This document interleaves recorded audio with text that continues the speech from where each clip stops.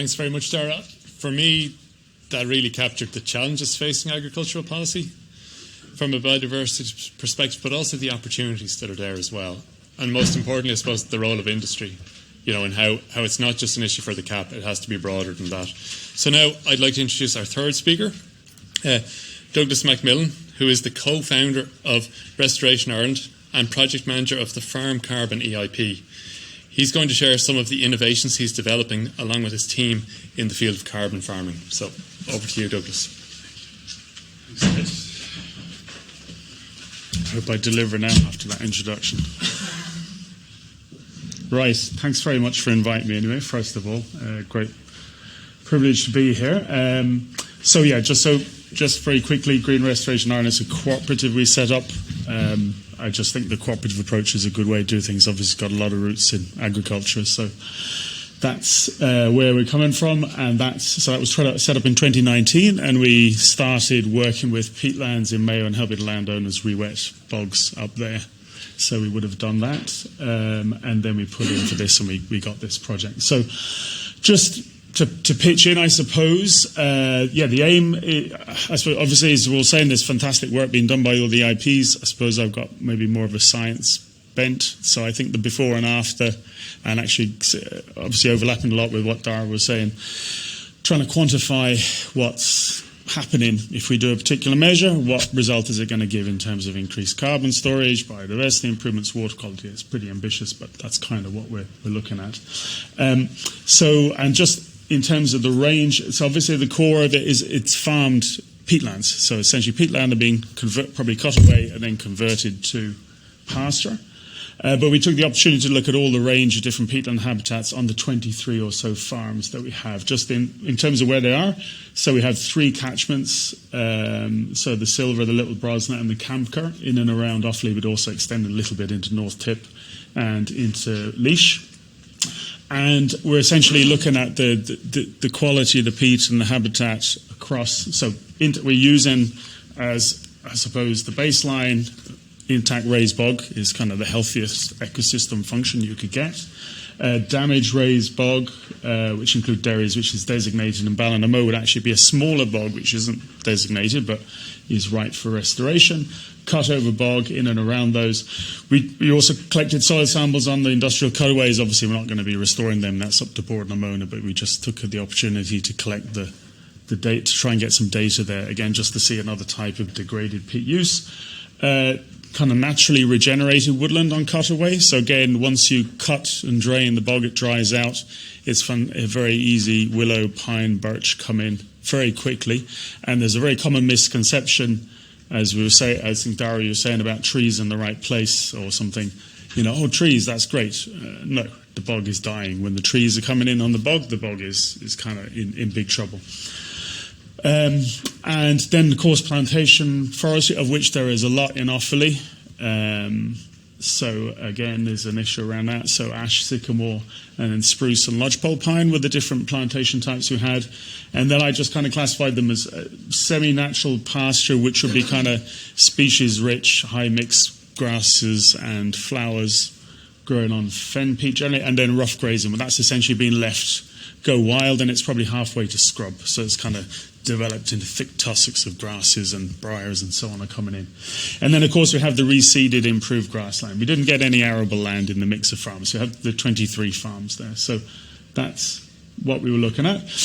What we want to do is assess the baseline. So we're looking at the biodiversity across those habitats. Also, we're doing a second round. We're not just doing the peat areas, we're doing the whole farm. But just for the sake of this, we'll look at the peaty bits. So biodiversity, we've used, you can see my colleague there, Dr. Heaton. He's a very energetic man, pushing about 8 metres down with his peat probes there. So that's on Kilcarran Ferville Bog, very deep. So there's very huge carbon storage in there, but also where the cutaway hasn't been so systematic, there's very large stores of carbon as well. So we've identified the areas in the amount of carbon stored within those different areas of the farms. We're looking at the peat soil chemistry, and we're also looking at the microbes and the fungi and the nematodes that would be instrumental in eating the peat, I suppose, and converting it into, because it's all undegraded plant material, which is converted into CO2 or DOC in the waterways, greenhouse gas emissions, so working with NASCO. Hopefully we'll have an eddy covariance tower coming in the autumn, soil water levels, water quality, and costings as well.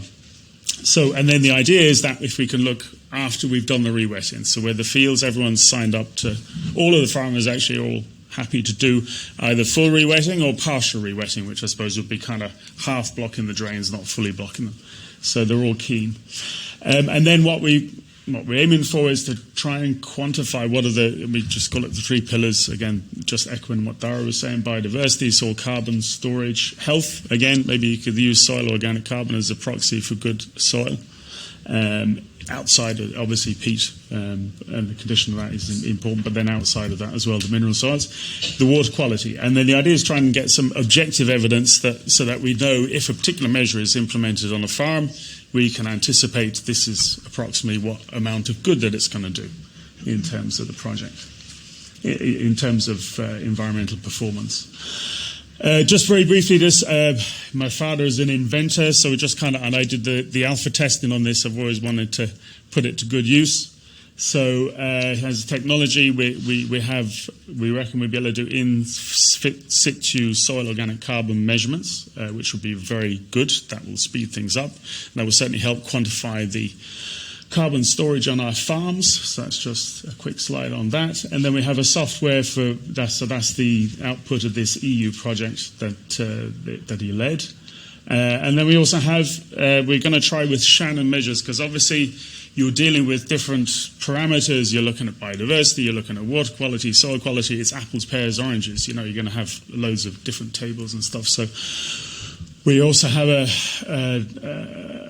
an approach to Shannonizing that, converting it all to bits, so zeros and ones, so that you have the same measure of everything. So we're going to use all of the data we get from all the standard approaches, quadrats, chemical analysis, etc. We'll convert it all, and we will use that to try and see if we can't screen for the most important factors that may be influencing the environmental performance of the habitat in question. And we'll be putting that in a Shannon depository. We're also using, so we have a partnership with the UK. I suppose they're way ahead in terms of peatland restoration. So we work with North Pennines AONB, and they use drone technologies. Again, I've spent you saw my colleague Mark there. I've spent many's the hour trugging around on Mayo bogs in all weathers, just doing random sampling, and you don't even have a fraction of what you're looking at. So what they do there is they use the drones to capture the whole area and then try and analyse it and determine how much sphagnum, heather, and so on. So unfortunately, you may have heard, first of all, there's been a global microchip shortage, which meant that was delayed, and then we managed to get 2 brand new broken drones delivered. So we're hoping at the end of the week we'll have a functioning drone, because we've done the training. We've been waiting to go. And then we think if that goes well, assuming that goes well, there's also LiDAR drones, so you can estimate the above ground biomass. So that would actually give you a full carbon footprint for the farm, we would hope. Peatland catchment characterization, so working with Dr. Eric Melander, he's head of the Ag Catchments Program. So he's helping us, and his colleague David Ryan. We're installing 2 sons, so XO1 sons, measuring these parameters, connectivity, pH stability and FDOM, so DOC in the waterways, and then we're going to, grab samples just to get the nutrients and the DOC in the water, and maybe just do a bit of profiling as well. So this would actually be, Perrick is very excited, this is the first peatland catchment he'll have done in Ireland. So we'll have it on the Silver River, which has, so upland, this is the site there, it's up in near Lumcloon in the Sleep Blooms. So that will be one of the tributaries of the Silver River.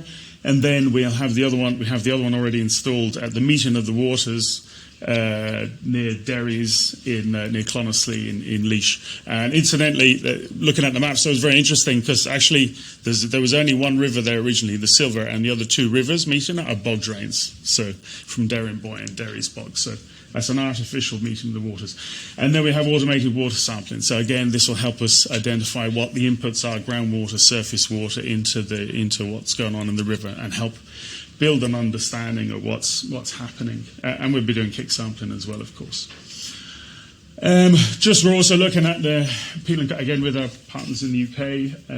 We'd be working with them, but essentially the idea of a peatland code, again, Dara was talking about industry inputs, and again, I suppose part of my background would be management system standards, so I'm very familiar with this. This is completely in my language, and businesses want assurance, so third-party assurance of one of these standards would be excellent. So there's a UK peatland code you can see there with the up in the top left. There's a Dutch one, there's the German one. This is a site in Mayo, Lackadorf Bog, that we've been working with the landowner to re-wet. So we've done a baseline project plan as per the peatland code while we're waiting to come up with some of this. But essentially the method is use the vegetation as a proxy for what the greenhouse gas emission levels are. So if there's a healthy bog, lots of sphagnum, normally it should be sequestering small amounts of carbon. In a dry year it might release a bit, but generally it will sequester. But then as the bog gets drained and degraded, the emissions, CO2 emissions, will go up. And just to give you an idea, again, a lot of people don't realize how much, so you're familiar with the giant redwood forests in California, in the bogs, there's multiples of that. So, a healthy bog would certainly may have 4,000, 5,000 tons of carbon in it, and the cutaway would have very significant quantities as well. So, and just very briefly, also, the idea, I think it's a much safer bet. We've all seen the fires everywhere around the world, and we're all familiar with tree planting and tree offsets and so on, and probably a lot of those have been going up in smoke.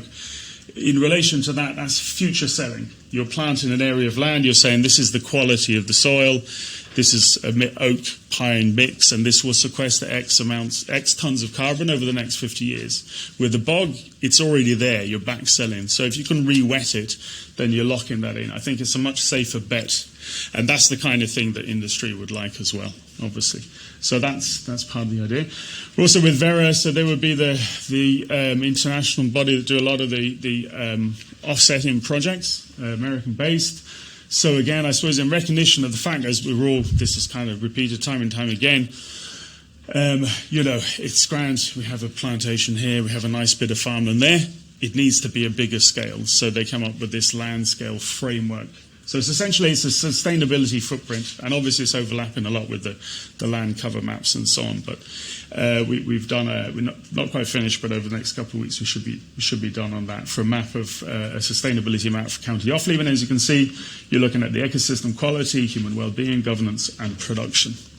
So these are the different factors. Just in terms of the re-wetting options, so again, it's all voluntary. We have as I said, all of the farmers want to re-wet something anyway, some less than others, but they're all on board for that, which is great. So that's going to give us a range of different experiments, if you like, because I suppose just talking to the lads in re-wet, Professor Fenton and so on, it's kind of a bit of a suck it and see approach. There's a lot of experience in re-wetting bogs, but maybe re-wetting peat pastures. We'll block the ends of the drain here and we'll see how it goes, and then we'll come back and do something else kind of thing. So it's great to have a range of different farms and field sizes and so on to work with. So anyway, the first one obviously is re-wetting, maybe rewilding. Can we, put it back? But also, that could be for grazing as well. Wet grassland is, as we know, it's a key habitat for your curlews and redshanks and lapwings, if I'm not mistaken. Yeah. So that will be one of the options. Partial re-wetting. So again, as I said, a lot of these drains that make the fields farmable, if you like, are very deep, 2, 3, 4 meters deep. So even if you just partially wet them, as they do in Holland, with their carbon offsetting standard, bring the water table up to within maybe 50 centimetres of surface as opposed to having it 2 metres down, that may have a benefit. So again, some of our farmers would be more in favour of that, the more productive ones. Polluter so we have a collaboration. We're doing a feasibility study with Typha Technic. You can see at the bottom there, so cattails or Typha angustifolia is a very it produces a lot of, it's the one, so it has we probably call it bulrushes, mistakenly we call it bulrushes in Ireland, I suppose, but that's the colloquial term. So it kind of has the cigar-shaped seed heads. So the angustifolia species produces more produces more biomass, I suppose. And that has a lot of very important properties. Essentially, what gives the cattail its strength is it's filled with air-filled cells, which give it a lot of structural strength, a significant amount of fire resistance, and of course it's totally biodegradable as well. So essentially they have a technology patented where you can chop it up and remold it as a kind of insulating board. So we'll be doing a feasibility study with them. And I think we'll also look at maybe other options as well, so maybe fodder grasses or something. So we think reed canary grass and so on are good, so we'll try that also. Another thing that kind of emerged, again, Dara, you were saying things kind of crop up, or Pamela maybe was saying that things kind of fall out as you're doing stuff you don't know before you start. But one of the things that became clear was, scrub coming in. So again, the farmers, not knowing, might think, oh, I'll leave that be, and that's a good thing. But actually, when you get the scrub coming in on peat, you might have an emissions factor of several tons of CO2 per hectare per year. But then, of course, each of those gorses and willows, they're all giant wicks drying out the peat. So the factor of CO2 emissions goes up to 19 tons per hectare per year, according to one of the studies here in Ireland. So actually clearing that fairly low biodiversity value scrub, converting it back to wet grassland again, and then the farmer, of course, gets more area that they can use. That's also quite a popular option as well. So we'll be trying that. Again, we can't touch the quilcher plantations, although a lot of them are on very deep peat, which are many, many multiples the amount of carbon that those forests are ever going to store. That's if they stop getting wind thrown. But there are the regenerated cutaways, so we'll be re-wetting those where we can, where the willow and and the idea there is that if you're actually clearing that, these are very significant woodlands, essentially maturing to kind of oak woodland, with big oak trees. So if you went in clear felling that, it probably would be a lot of mess. So the idea, if we can re-wet it at least and see if that has an effect on the emissions. And then quite excitingly, one of the bogs, this small bog, is about 9,900 acres. We have 3 of the farmers around the edge of the bog in the programme. And they reckon there's 25 landowners. 23 are quite happy to re-wet. 2 would be not over their dead body, but we can re-wet around them. So the idea is that we'll put together a programme to try and encourage them to re-wet. And again, we have an industry partner who works with this in Mayo, who might provide volunteer and support and so on for doing that. So that's that. Whole farm ages. So obviously it's a whole farm approach. So we're just one of the draft plans there. So what we're looking for is again, as Dara was saying, is do the right thing in the right place. So it's very farm specific.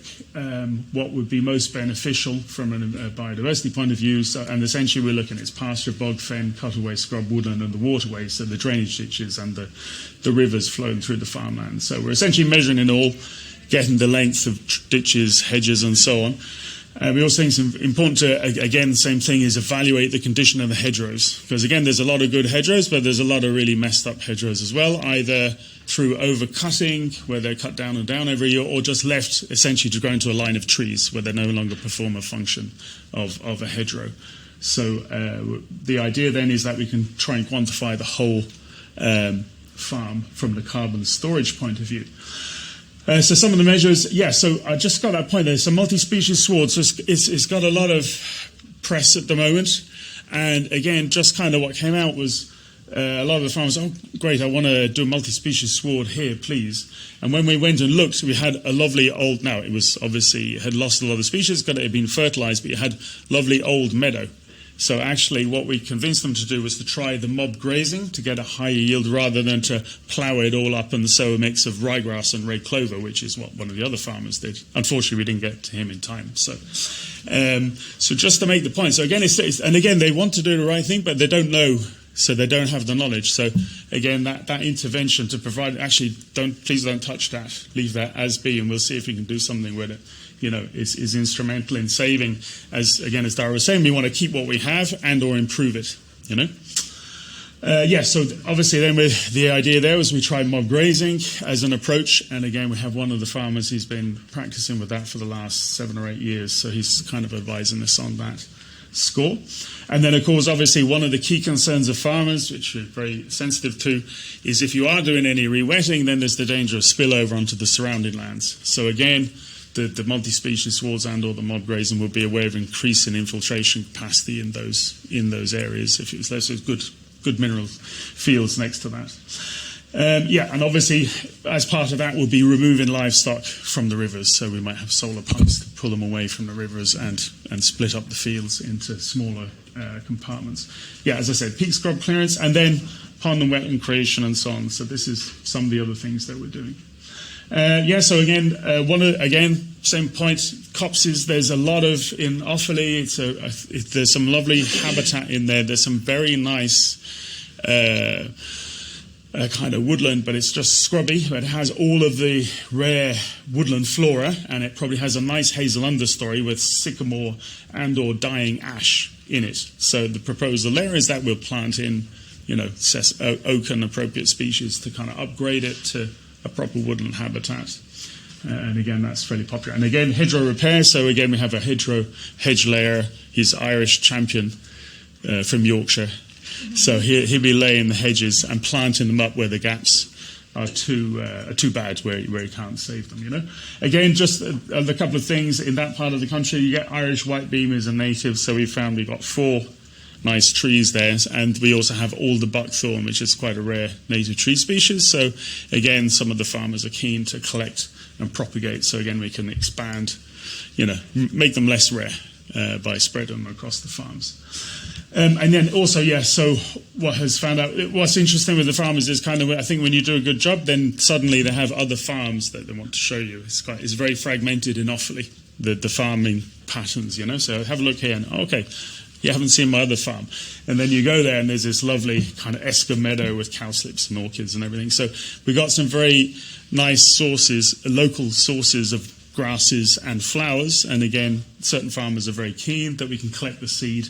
And where other farmers maybe want to create a wildflower meadow, we can do it with local seed. So we're looking forward to doing that.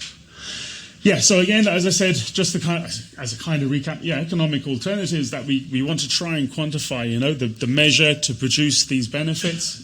Hopefully with the Shannon approach, we will be able to start analysing what's going to deliver the best results. Because, obviously we're funded to a fairly high level that we can evaluate everything. That's not going to be feasible. We want to be identifying what is the key. So let's, just for the sake of argument, if there's 10 groups of microbes and fungi, maybe a particular group, a particularly characteristic of a healthy peat soil or a degraded peat soil and so on. So we can hone in on what we need to monitor and what we can ignore.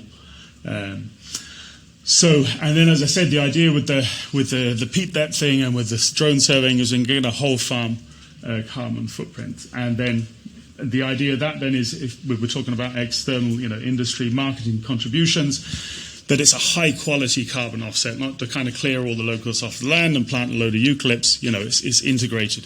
We need the biodiversity, it's with the goodwill of the farmer, and we're getting all of the environmental services.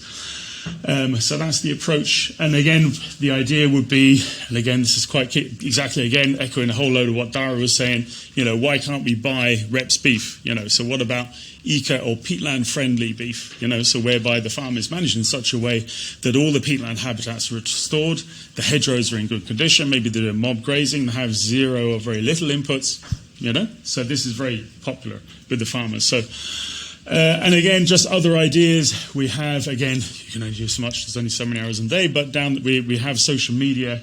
So again, you can look at our websites and follow us. That would be great. But certainly, I do forest school. I did. I don't have time at the moment. But bog school is fantastic. Bogs. And again, you can see Catherine there has done fantastic work with IPCC. Have been doing all of this great education work. So bog school should be a great education resource for the local schools. And again, that will bring the local community into the habitats and give them an understanding, because there's nothing more fun than getting up in your wet gear, obviously, and running around on the bog. It's a great crack. The kids always have fun. And then ecotourism, nature trails. So again, we have a number of farms who are near to each other and or have neighbouring farms that would be interested in joining the scheme if it expanded in the future. So I think there's definitely scope. And I think Offaly is a very underexploited county in terms of the tourism potential. So I think ecotourism, nature trails, there's fantastic potential for that in there. Just discussion points. Again, I took them out of the format for the what we were supposed to talk about today. I don't think I talked directly about it, but I had a few points. So obviously we're talking about policy and practical aspects. So obviously, again, from our point of view, they're indissoluble. The same things driving the climate crisis is exactly the same things destroying the 6 mass extinctions. So they're inextricably linked, and there shouldn't be any attempt to separate them, in our opinion. And again, we're talking about cross-cutting issues. So I mentioned, obviously, a few alternative agricultural practices and maybe new products, so peatland-friendly beef, cattails, new fodder, from wet agriculture. And of course, the thing with wet agriculture is the silver bullet. You're locking the carbon in, and then maybe you're creating, like cattails is a valuable ecological habitat, which is great for biodiversity, and you're sequestering carbon. So new products. As I said, alternative forestry policies, trees on deep peat, or more than a metre deep. There's a lot more carbon in the peat than there is ever going to be in the trees, which are of questionable quality from a wood production point of view. And then, of course, associated business opportunities, so eco-food offsets for businesses that want to go carbon neutral, whatever, ecotourism education. And then, so just the last points then. So it's just get people involved, so inform as much as they're asking, give as much information as you can, get the communities involved as possible, have proper consideration of what their concerns are, and protect their rights. And what we found in Mayo and Offaly is there's a real hunger. People want to do the right thing, but they don't know what to do. So if we can be there to provide them with the right advice, policy framework, and information, there's no shortage of people out there farmers that want to do things. I've never had a get off my land scenario when I'm talking to any of these guys. So I think that should be respectfully nurtured, and there's thousands of farmers out there that would be willing to do this if they had the right incentives. And again, as you said, support, advice, information, awareness, training. And again, I think, and that was echoed earlier today, someone was talking about Mary Robinson. I think in terms of selling it, if we're into environment, we get very excited, so many tons of carbon and species, blah, blah, blah. That's not for everybody. I think the approach is selling it as a right to clean air, a right to clean food, a right to clean water, a healthy environment. I think that's a very effective way of selling it to people, selling it or promoting it to people as well. That's it. So thank you very much for your attention.